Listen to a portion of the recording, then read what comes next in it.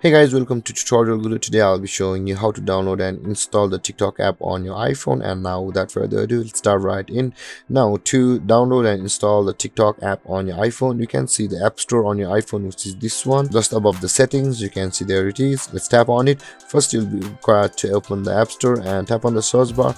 You can see the search button available on the bottom right corner of the screen. Tap on the search, and over here you'll be able to search for TikTok by tapping on the search bar on the top of the screen like this. Search for TikTok and tap on search, and you can see guys there is the TikTok app on the top of the screen. Tap over there, and currently guys there is the open button available because I have already installed the TikTok app on my mobile, on my iPhone.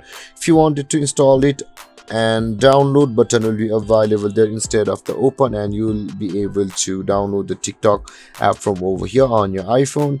And guys, this is how you install your TikTok app on your iPhone. And if you have any confusions or questions regarding the topic, feel free to comment in the comment section below, and don't forget to like, subscribe and hit that bell icon for more videos. Thank you for watching guys. Peace.